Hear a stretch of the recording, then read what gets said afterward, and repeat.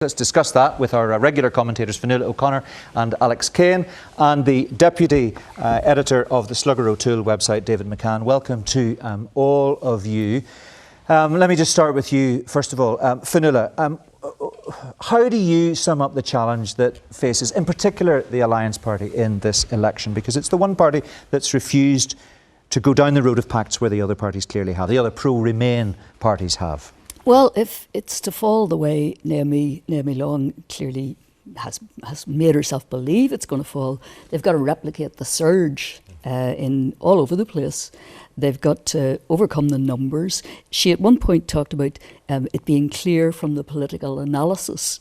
But what she went on to say was that she went on to offer something which wasn't clear from the political analysis at all. It was the exact opposite. I mean, at various points there, it was magical thinking. She was talking about North Down in a way that doesn't represent clear political analysis. She was talking about South Belfast in a way that defies most predictions on the ground. And there was just that uncomfortable tone, which is something I haven't heard from her before, or at least not for a very long time. She's an enormously fluent and articulate speaker, but normally she manages to combine that with a judicious tone.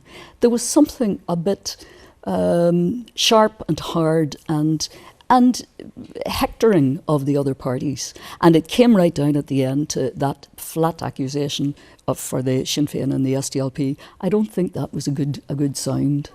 David, you've been crunching the numbers on Slugger O'Toole's behalf, and I guess a bit on our behalf as well. Look, Naomi Long is quite right to say, of course, in her defence, there were occasions where the pundits said Alliance wouldn't do well, and Alliance did well. When she won East Belfast, when she did so well in May in the European elections, when the council results went up. But then there are, as Fionnuala says, other examples where you have to say the numbers that you got to look at don't suggest the interpretation that she's putting on things. And the pundits were firmly behind Naomi's bid in May for the European seat.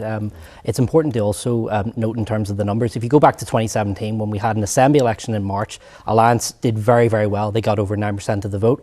Fast forward to June, they actually dipped back to just under 8%. So you're right to point out that in a first-past-the-post system and a PRSTV system, it encourages different voting behaviours because, again, you vote once in the Westminster system, you get the transfer, and in a local government election, people are more able to take a risk and to try something new. What about this idea that voters deserve choice, that Alliance voters would not forgive Naomi Long and Stephen Farry if they didn't run candidates in every constituency, Alex? Do you buy that? I have some sympathy for that argument because I think what's important for the Alliance Party is to gauge whether the surge back in the Euro elections and the local government elections is real, because once you do a pact you can't measure, you don't know whether they're lent votes, they're your votes, they're sure votes, they're steady votes. But the other thing I think is worth mentioning about the pact, the SDLP gain from the pact because it gives them a chance in South Belfast.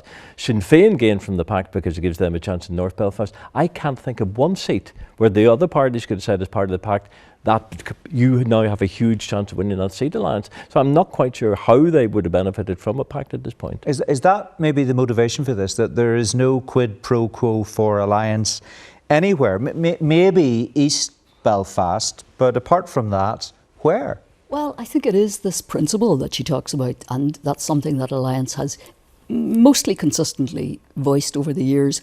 Not entirely consistently, but it fits with their general we're purer than everybody else, which is, I think, a double-edged sword for Alliance. I think that's something that is very attractive to some voters. It's not attractive to others. And to make that surge last, they have to reach people in an entirely different climate. She's leaving out Brexit. She's forgetting what Brexit has done to the general... Which is what this election is all about. What this election is all about. And the fact that people are holding their noses and doing, as the SDLP are doing, for the sake of taking out, no other way to put it, Nigel Dodds, for example, is something that she behaves as if this is not valid. And it's as valid politically and it's as likely to appeal to many of the electorate as is the Alliance holier-than-thou stance. What about what Naomi has to say about North Belfast? At the end of the day, she doesn't want a pro-Brexit MP return, nor does she want an abstentionist MP return. She wants an Alliance MP return. When you look at the numbers, how likely is that?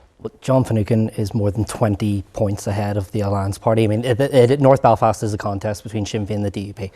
It is a two. So it's impossible. Are you saying it is effectively impossible? Yeah, exactly. I mean, it's not East Belfast in 2010 because Naomi had from 2003 been consistently using her assembly seat, and she actually came just 53 votes behind Peter Robinson in the 2007 Assembly election.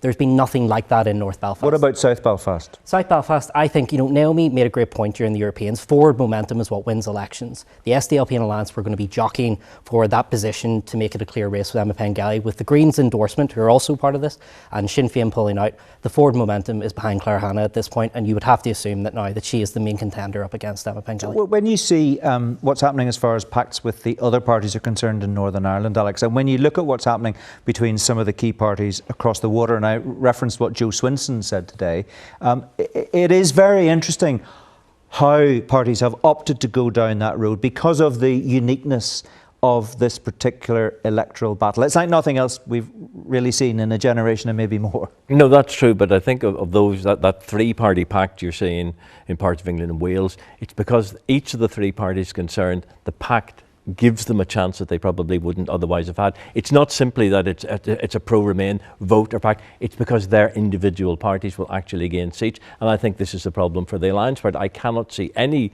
definition of a pact between the parties, the non-unionist or pro-Remain, however you want to call it, where the Alliance Party can actually sit back and go, we now have an 85+% chance of getting any seat, and I think in that case, Mark, why bother? And it's a very unpolitical position to take, really, for a political party. I mean, you've got to do your calculations. You've got to weigh up what your principles are, and then you've got to try and explain why you're not, on this occasion, living in the same way as you've said you would. As Colm Eastwood did very, very well on radio with Jeffrey Donaldson. Yes, well, that was a fascinating listen on Talkback the other day. Just want, finally, Alex, before we wrap this up, it's been confirmed that Tom Elliott is running for the Ulster Unionist Party in Fermanagh, South Tyrone. That was a selection that took place tonight. Do you think he's got a chance against Michelle Gildernew? I think he's got a chance. I think the odds would still slightly favour Michelle at this point, but Tom surprised everybody in 2015. He may do it again. It's a tough fight. It's going to be interesting stuff. We'll leave it there, folks. Thank you all very much indeed.